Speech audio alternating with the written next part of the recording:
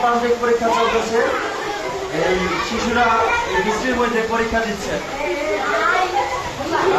আমাদের এখানে নতুন ভবনের কাজ চলতেছে, যে কারণে পানি নিষ্কাশনের ব্যবস্থা ভালো নেই। পানি নিষ্কাশনের ব্যবস্থা ভালো না থাকার কারণে প্রচন্ড বৃষ্টির কারণে আমাদের ক্লাসরুমে এখন পানি ঢুকে গেছে।